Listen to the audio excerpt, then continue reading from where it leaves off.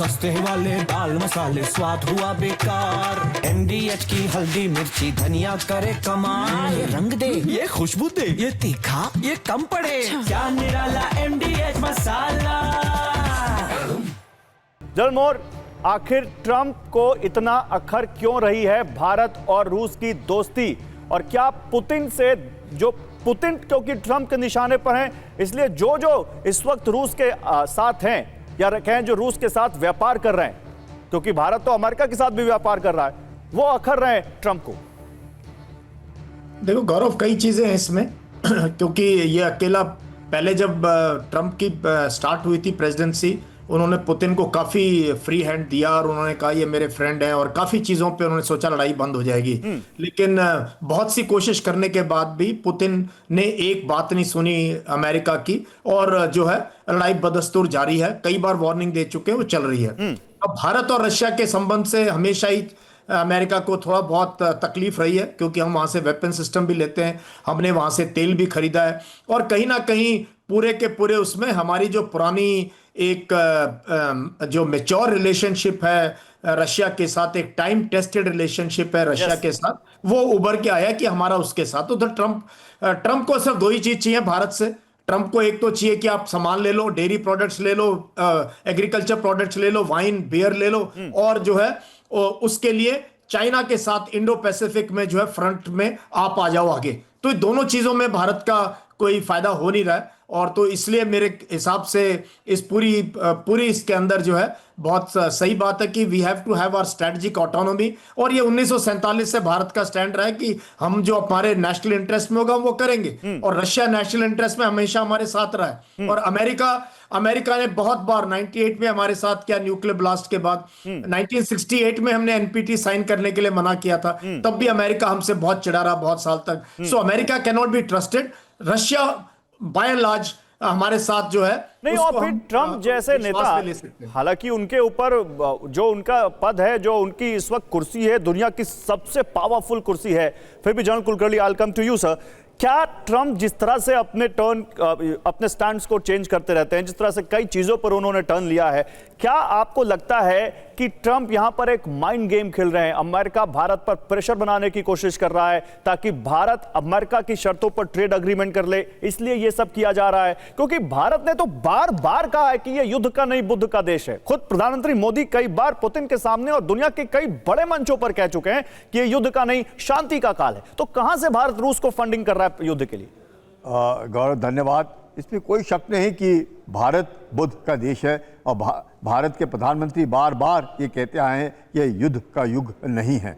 लेकिन कहीं ना कहीं ट्रंप जो है, मुझे लगता है, अब ये कहना ठीक नहीं होगा, पर एक विश्व के नंबर 1 देश, सुपर पावर के जो राष्ट्रपति हैं, उनको कई बार ऐसे लगता है कि ठीक नहीं बोल रहे। जो कुछ भी हो, माइंड गेम खेले, जैसे मर्जी खेले। जब आप कहते हैं, आप everybody looks up to the United States of America, सब कोई चाहता है कि अगर मैंने कुछ करना है तो USA में जाकर के करूंगा, पढ़ूंगा, लिखूंगा, बनूंगा। पर ये जो जिस तरीके से अब बात हो रही है टैरिफ के ऊपर, मुझे लगता है कि कहीं ना कहीं यूनाइटेड स्टेट्स को जबरदस्त नुकसान होगा। क्यों नुकसान होगा ये मैं कहता हूं, कितना भी हो, कौन इसको भुगत देगा? अमेरिकन भुगत देंगे। कोई भी चीज हो जिसकी कीमत बढ़ेगी, कौन उसका भुगतान करेगा? अमेरिकन करेंगे। और अमेरिकन को तब लगेगा कि ये जो ट्रंप टैरिफ लगा रहे हैं, उनको पूरा भुगतान कौन कर रहा है? और एक ही इंडस्ट्री है, डिफेंस इंडस्ट्री, जिसको फायदा पहुंचाने की कोशिश हो रही है। जहां तक तेल का सवाल है, तेल कितना भी हो, किसको फायदा हो रहा है? अगर हम क्रूड उठा रहे हैं, रिफाइन कर रहे हैं, यूरोप में जा रहा है, तो यूरोपियंस को फायदा हो रहा है। आज अगर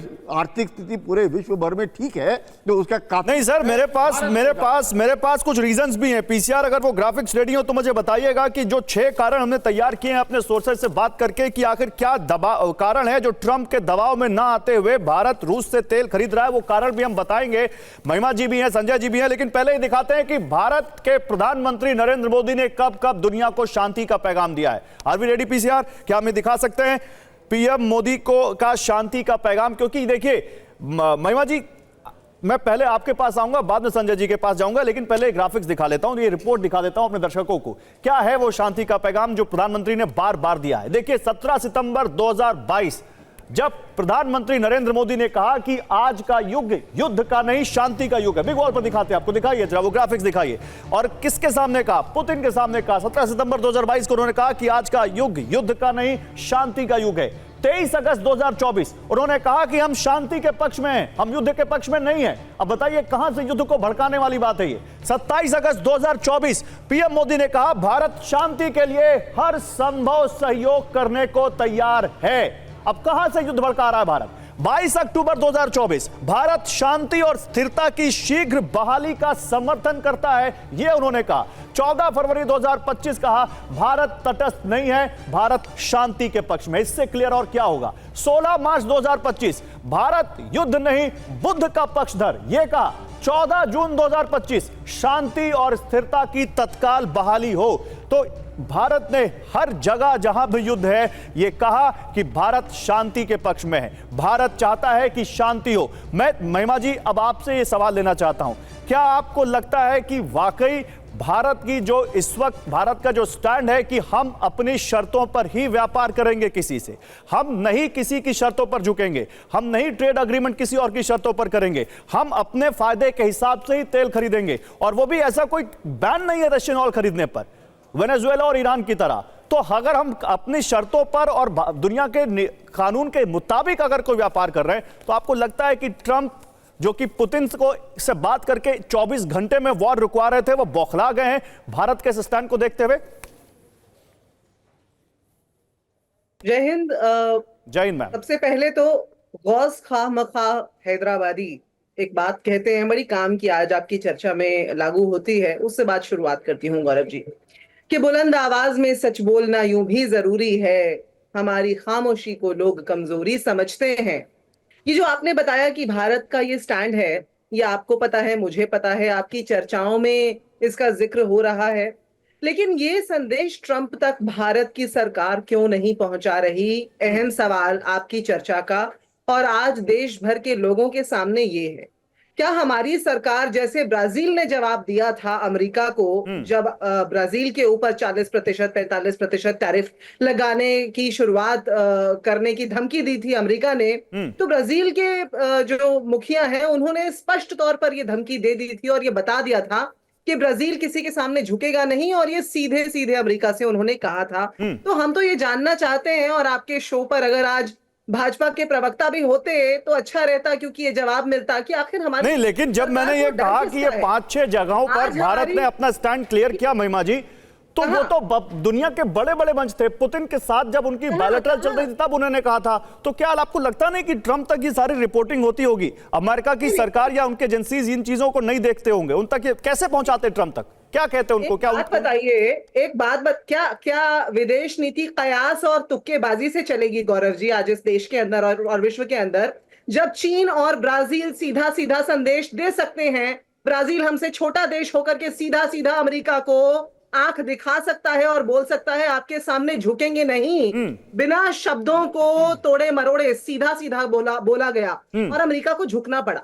तो ऐसे में हमारे जो स्वविख्यात विश्वगुरु हैं हमारे प्रधानमंत्री, वो नहीं बोल सकते थे कि भारत किसी के सामने झुकेगा नहीं? आप ये बताइए कि आज तो कहा नहीं कहा उन्होंने कि भारत किसी के आगे झुकेगा नहीं? वाराणसी हो या संसद हो, हर जगह उन्होंने इस बात को लेकर जवाब दिया है। वाराणसी में उन्होंने कहा कि हम अपने देश अपनी बताइए ना, अमेरिका को सीधा सीधा संदेश प्रधानमंत्री ने कहा दिया। ये बताइए ना कि आज ये जो आंकड़े हैं और ये जो टैरिफ लगाया जा रहा है और ये जो अमेरिका की तरफ से बार बार धमकियां आ रही हैं, भारत ने रूस से तेल का निर्यात बंद भी कर दिया इनके कहने के बाद, सिर्फ निजी कंपनियों द्वारा जारी है। ये बात अपने दर्शकों को बताइए। नहीं, क्या कोई आधिकारिक आदेश है आपके पास इस बारे में? कुछ दिनों के लिए आपके पास इस बारे में कोई आधिकारिक आदेश है महिमा जी? तो मैं जरूर मान जाऊंगा कि सरकार ने बंद करवा दिया।